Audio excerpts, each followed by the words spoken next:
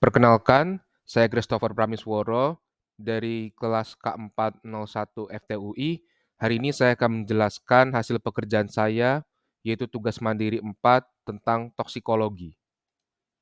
Sebagai mahasiswa Departemen Teknik Kimia FTUI, saya akan menjelaskan tentang bahan kimia yang biasa digunakan di lab departemen saya, yaitu asam asetat. Asam asetat sendiri adalah asam organik tidak berwarna dengan bau khas suka tajam. Dalam bentuk glasial atau konsentrasi mencapai lebih dari 99%, asam asetat bersifat korosif dan mudah terbakar. Tapi kita harus tahu terlebih dahulu fungsi dari asam asetat ini. Fungsi utamanya dapat dibagi menjadi 3. Yang pertama yaitu sebagai bahan kimia dasar industri, misalnya untuk pembuatan etil asetat, vinil asetat, selulosa asetat, pelarut organik, serta agen esterifikasi. Yang kedua adalah untuk reagen laboratorium seperti yang biasa digunakan di lab departemen saya, misalnya untuk pengaturan pH, pelarut, titrasi, atau buffer dalam analisis kimia. Dan yang ketiga adalah aditif pangan, namun hanya dalam konsentrasi rendah sebagai pengawet dan pemberi rasa asam. Kemudian saya akan menjelaskan poin-poin penting dari MSDS asam asetat. Yang pertama, identifikasi bahannya. Nama produknya adalah acetic acid, khususnya glacial, SCS grade. Lalu sinonim namanya adalah ethanoic acid dan methan carboxylic acid dengan CAS number 64917. Rumus molekulnya adalah CH2H4O2 dengan berat molekul 60,05 gram per mol. Kegunaan utamanya adalah reagen laboratorium, bahan baku kimia, dan sintesis organik.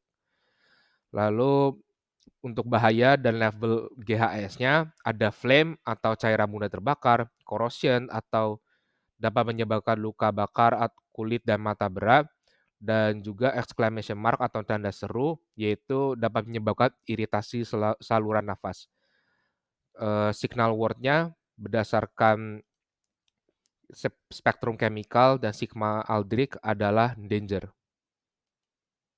Melanjutkan tentang bahaya dan label GASA sama asetat, ada beberapa precautionary statement yang harus dipahami, yaitu jauhkan dari panas atau percikan api atau api terbuka, lalu pakai sarung tangan pelindung atau pelindung mata.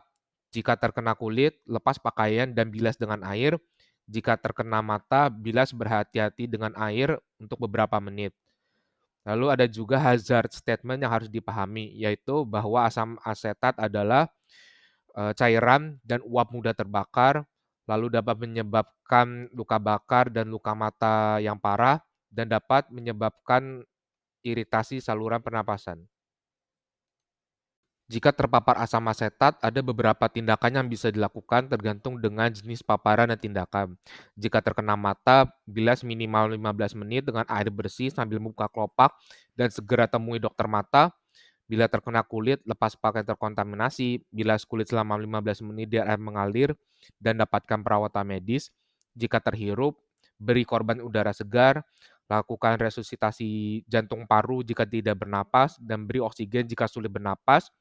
Jika tertelan, jangan paksa muntah, tetapi berkumur dengan air bila sadar dan segera temui bantuan medis.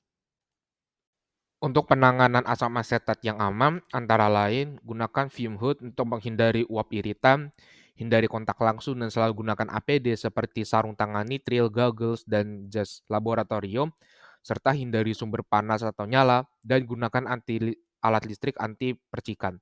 Untuk penyimpanan asam asetat yang aman, antara lain simpan di wadah kaca tahan asam dan tertutup rapat, jauhkan dari bahan yang basah kuat, oksidator, dan logam, serta simpan di kabinet khusus bahan korosif dengan ventilasi memadai.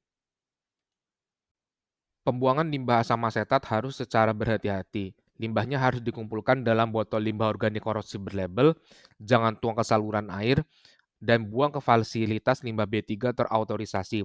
Atau bisa juga dinetralisasi dengan natrium bikarbonat atau kalsium karbonat, namun hanya oleh personel terlatih.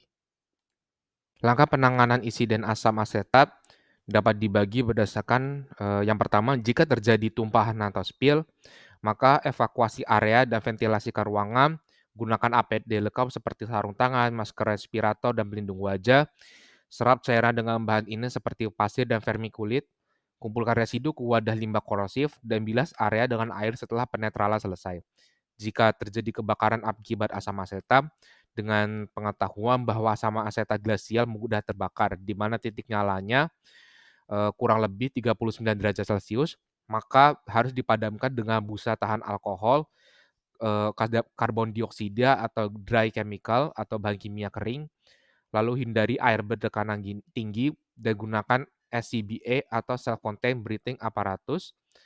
Dan terakhir untuk pasca insidennya, buat laporan kejadian kepada, pihak ketiga, ganti APD terpapar, bersihkan area dengan larutan netral seperti natrium bikarbonat encer, dan lakukan pemeriksaan kesehatan jika terhirup atau terpapar kulit. Berikut ini adalah sumber literatur yang saya gunakan untuk presentasi kali ini. Demikian yang bisa saya jelaskan. Sekian dan terima kasih.